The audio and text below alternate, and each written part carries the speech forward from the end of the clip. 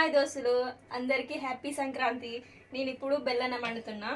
అంటే భోగి పండుగ రోజు మనము బెల్లన్నం కంపల్సరీ వండుకోవాలి. అంటే కొత్త బియ్యంతో మనం వండుకోవాలి. నేను చెప్పిన కదా, మా అమ్మ వాళ్ళు వరి కోసిళ్ళు వడ్లు పట్టించిల్లని నాకు కొన్ని బియ్యం పంపించింది మా అమ్మ వండమని చెప్పేసి. నేను ఇవాళ బెల్లన్నం వండుతున్నా. చాలా బాగా అనిపిస్తుంది పండుగ రోజు కొత్త బియ్యంతో బెల్లన్నం వండుకొని తినడం. ఫస్ట్ దేవునికి పెట్టి మనం తర్వాత తినాలి. చూడండి ఎంత బాగున్నాయి అంటే మా అమ్మ వాళ్ళ రైస్ చాలా బాగున్నాయి.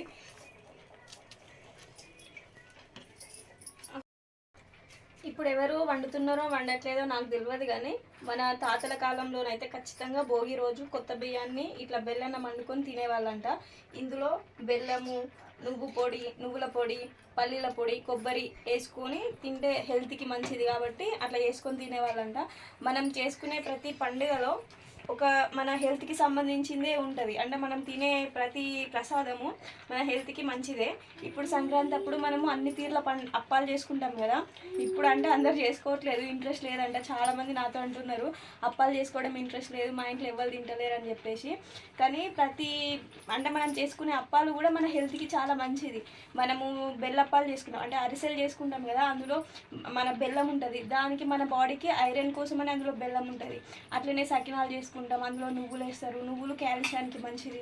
ఇట్లా అన్నిటికీ ప్రతి ఒక్కదానికి ఒక రీజన్ ఉన్నది. అట్లనే గరిజలు చేసుకుంటాం. కొబ్బరి మన బ్రెయిన్ చాలా షార్ప్గా పనిచేస్తుంది. ఇప్పుడు ఇవాళ పొద్దున చేసిన పని ఏం చేసినాం అనేది మధ్యాహ్నానికే మర్చిపోతున్నారు. అందుకే కొబ్బరి ఎక్కువ యూజ్ చేస్తే బ్రెయిన్ అనేది షార్ప్గా పనిచేస్తుంది.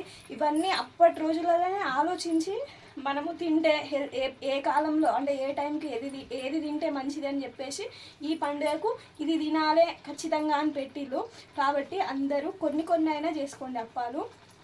బయట ఫుడ్ తగ్గిస్తే మనం ఇవి తింటాము. బయట ఫుడ్ రోజుకు మిర్చీల బండిల కాడ, గ్యారెల బండిల కాడ అవి తెచ్చుకొని తినే అలవాటుకు మనం ఈ అప్పాలు చేసుకోవడం మర్చిపోయి అవి తినడం మర్చిపోతున్నాము. లేకుంటే ఎప్పుడు పడితే అప్పుడే మనకు బయట దొరుకుతున్నాయి కదా రెడీమేడ్గా అప్పాలు. ఆ వాటికన్నా మనం చేసుకొని తింటే చాలా బాగుంటుంది, సంతృప్తిగా ఉంటుంది, మన హెల్త్ కూడా మంచిగా ఉంటుంది. చూడండి మా అన్నం అవుతుంది. నేను ఇందులో ఇప్పుడు బెల్లన్నం కోసము బెల్లము ఇక్కడ 1/2 kg రైస్ తీసుకున్నా. దానికోసం 1/2 kg బెల్లం తీసుకున్నా, కానీ ఇవి కొత్త బియ్యం కదా తీయగా ఉంటుంది, కొంచెం తగ్గించేస్తా. అట్లనే నువ్వుల పొడి, మళ్ళీ పల్లి పొడి,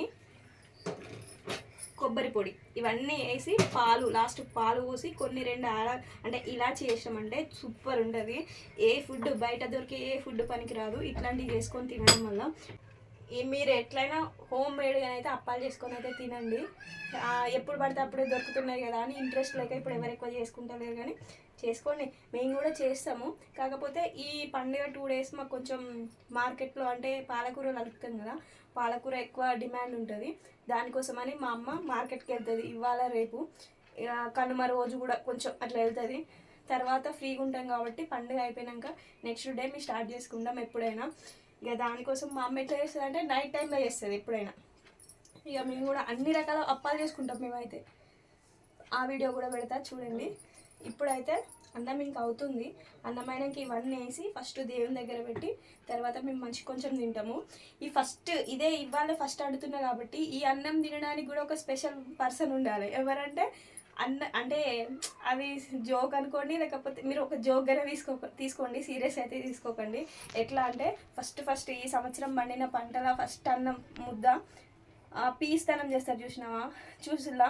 పీస్గా కొంచెమే అన్నం తిన్న వాళ్ళు, లేకపోతే అన్నం ఎక్కువ వేస్ట్ చేయని వాళ్ళు ఉంటారు కదా, అట్లాంటి వాళ్ళని చూసి ఫస్ట్ వాళ్ళకు ఒక బుక్క పెడితే ఈ ఇయర్ మొత్తం అన్నం వేస్ట్ కాదని ఒక చిన్న నమ్మకము. అది ఎప్పటి నుండో వస్తుంది.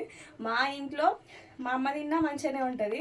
తర్వాత మా పెద్దమ్మ, మా బక్కులు తెలుసు కదా, ఆమె తిన్నా మంచిగానే ఉంటుంది. ఎందుకంటే ఆమె అన్నాన్ని వేస్ట్ చేయదు ఎప్పుడైనా. తర్వాత నేనంటే తినడం తక్కువ, పారేయడం ఎక్కువ, అందుకే నేను తినను. ప్రజెంట్ సంక్రాంతి అంటే ఎట్లున్నదంటే అమ్మాయిలు ముగ్గులు వేసుడు, కలర్లు వేసుడు అంతే. అబ్బాయిలు అయితే కైట్లు ఎగరేసుడు. ఎవరు పూజలు చేస్తారో నాకు తెలియదు. అంటే అందరిని అన్నట్లే, కొంతమంది ఎప్పట్లాగే పూజలు చేసుకుంటారు, కానీ ఎక్కువ ముగ్గులకి కైట్స్ ఎగరేయడానికి ఇంపార్టెన్స్ ఇస్తున్నారు.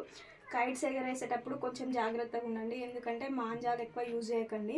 అలా మన మనుషులకి డేంజరే. ఎట్లా అంటే అవి ఎక్కడన్నా తట్టుకొని ఉన్నప్పుడు మనం తెలియక దాని మీద అడిగేస్తే కాళ్ళు తెగడము, లేకపోతే చేతులకు తాకి చేతులు తెగిపోవడము.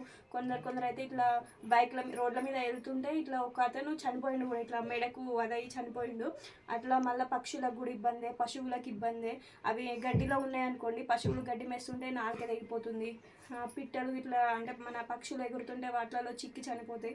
అందుకని మాంజా యూజ్ చేయకుండా నార్మల్ థ్రెడ్ ఉంటుంది కదా, దాంతో మాత్రమే కైట్స్ ఎగిరేయడానికి కొంచెం చూడండి. వావ్, చూడండి ఎట్లా వచ్చిందో.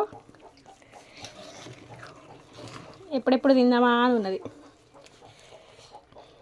ఆల్మోస్ట్ అయిపోయింది. దించి చల్లారినాక తినేయడమే. లైక్ చేయండి. అందరికీ మరొకసారి హ్యాపీ సంక్రాంతి. అందరూ బాగుండాలి, అందులో మేము ఖచ్చితంగా అయితే ఉండాలి. లైక్ చేయండి, షేర్ చేయండి, సబ్స్క్రైబ్ చేసుకోండి.